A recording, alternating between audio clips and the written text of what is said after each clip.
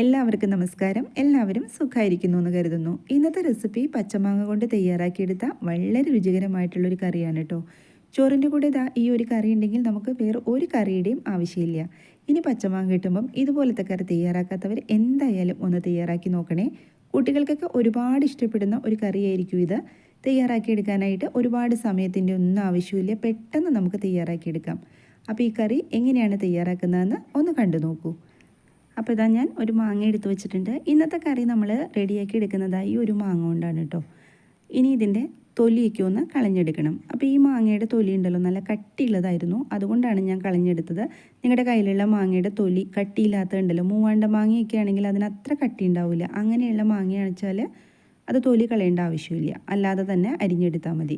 അപ്പോൾ നമ്മുടെ video കണ്ടുകൊണ്ടിരിക്കുമ്പം video ഇഷ്ടമായാൽ സബ്സ്ക്രൈബ് ചെയ്യാതെയാണ് കാണുന്നതെങ്കിൽ ഒന്ന് സബ്സ്ക്രൈബ് ചെയ്ത് സപ്പോർട്ട് ചെയ്തേക്കണം കേട്ടോ. അതുപോലെ തന്നെ ലൈക്ക് ചെയ്യാനും കമൻറ്റ് ചെയ്യാനും ആരും മറന്നു പോകരുത്. എന്നും പറയാറുണ്ട്, ബെല്ലൈക്കൺ ഒന്ന് പ്രസ് ചെയ്തിട്ട് ഓൾ എന്ന ഓപ്ഷൻ എനേബിൾ ചെയ്ത് വെക്കണേ. അപ്പോഴാണ് ഞാനിടുന്ന വീഡിയോസിൻ്റെ എല്ലാ നോട്ടിഫിക്കേഷൻ നിങ്ങൾക്ക് കിട്ടുള്ളൂ. മാങ്ങയുടെ ആ ഒരു തൊലിയൊക്കെ കളഞ്ഞെടുത്തിട്ടുണ്ട്. ഇനി നമുക്ക് ഇതൊന്ന് കട്ട് ചെയ്തെടുക്കണം. കട്ട് ചെയ്തെടുക്കുമ്പം ഒരുപാട് അങ്ങോട്ട് കനം കുറഞ്ഞ കട്ട് ചെയ്യേണ്ട ആവശ്യമില്ല. കുറച്ച് കനത്തിലിരുന്നാലും കുഴപ്പമില്ല. കാരണം എന്താ വെച്ചാൽ നമുക്കത് വേവിച്ചെടുക്കാനുള്ളതാണ്. അപ്പോൾ തീരെ അങ്ങോട്ട് കനം കുറഞ്ഞു പോയി കഴിഞ്ഞാൽ നമ്മളിത് വേവിച്ചിട്ടൊക്കെ എടുക്കുമ്പം ഒരുപാട് അങ്ങോട്ട് കുഴഞ്ഞു പോകും. നമുക്ക് ഈ മാങ്ങ ഒന്ന് കഴിക്കാനായിട്ട് കിട്ടില്ല. അതുകൊണ്ട് അത്രയ്ക്ക് കനം കുറയേണ്ട. ഈ ഒരു രീതിയിൽ അരിഞ്ഞെടുത്താൽ മതി.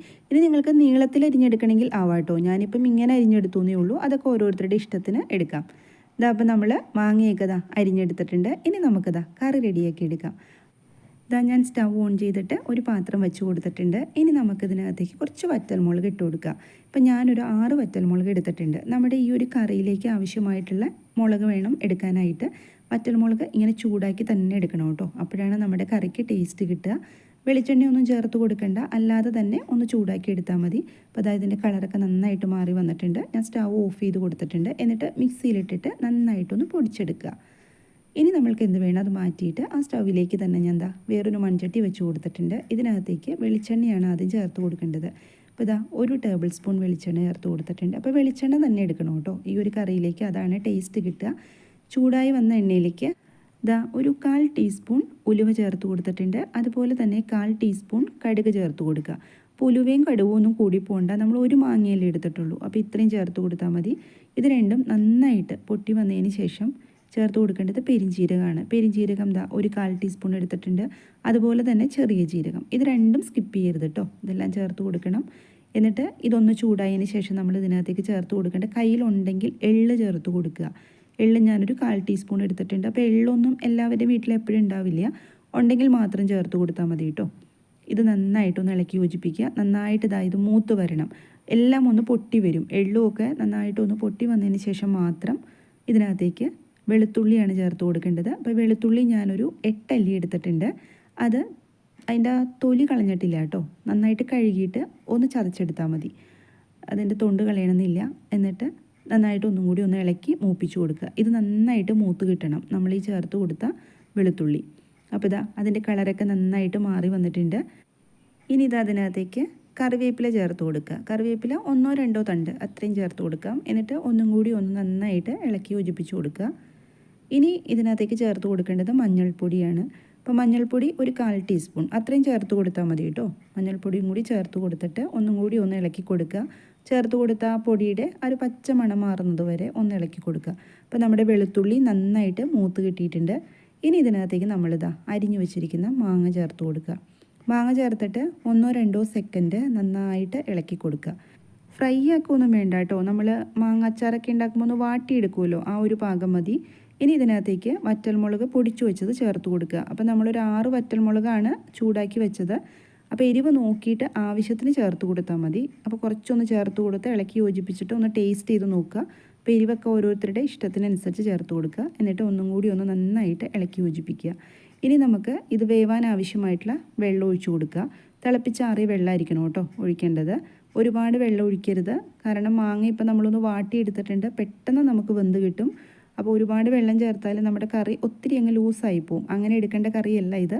അതുകൊണ്ട് പാകത്തിന് വെള്ളം ചേർത്ത് കൊടുത്താൽ മതി. എന്നിട്ട് ഇതാ നന്നായിട്ടൊന്ന് ഇളക്കി യോജിപ്പിച്ച് കൊടുക്കുക. അപ്പോൾ തീ ഇപ്പോൾ ഒന്ന് നന്നായിട്ട് കൂട്ടി വെച്ചോട്ടോ. തീ നമ്മൾ കുറച്ചായിരുന്നു വെച്ചിരിക്കുന്നത്, ഒന്നും കൂടി ഒന്ന് കൂട്ടി കൊടുക്കുക. ഇതാ നമ്മൾ ഇതിനകത്തേക്ക് ഇതുവരെ ഉപ്പ് ചേർത്ത് കൊടുത്തിട്ടുണ്ടായിരുന്നില്ല. ഈ സമയത്ത് പാകത്തിന് ഉപ്പിട്ട് കൊടുക്കുക.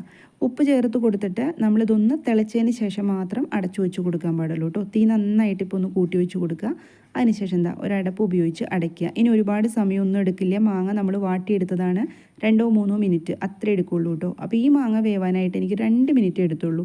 ചില മാങ്ങയൊക്കെ വേവാനായിട്ട് കുറച്ചും കൂടെ താമസം വരുന്നു മാത്രം. അപ്പോൾ 2 മിനിറ്റ് കഴിഞ്ഞപ്പോൾ എന്താ നമ്മുടെ മാങ്ങയൊക്കെ ഇവിടെ നന്നായിട്ട് വെന്ത് കിട്ടിയിട്ടുണ്ട്. നമ്മൾ ചേർത്ത് കൊടുത്ത വെള്ളമൊക്കെ കുറച്ചും കൂടെ ഒന്ന് വറ്റി വന്നിട്ടുണ്ട്. ഇനി ഒരുപാട് അങ്ങ് ഉടച്ചു കൊടുക്കണ്ട കേട്ടോ. മാങ്ങ കഴിക്കാൻ കിട്ടില്ല. അതുകൊണ്ട് പയ്യെ ഒന്ന് തവിയും കൊണ്ട് ഒന്ന് പ്രസ് ചെയ്ത് കൊടുത്താൽ മതി.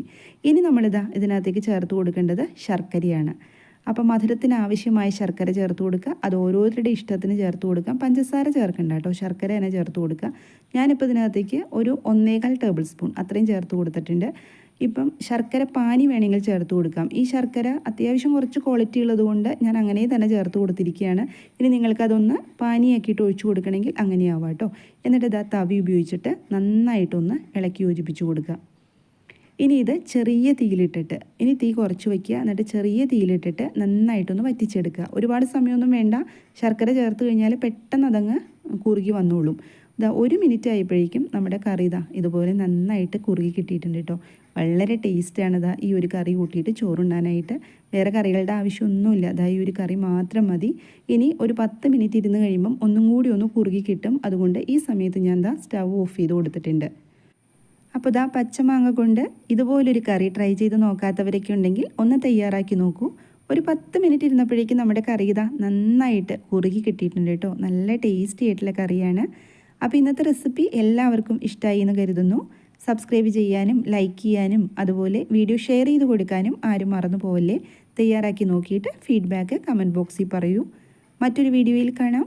എല്ലാവരും സന്തോഷമായിട്ടിരിക്കുക. Thank you.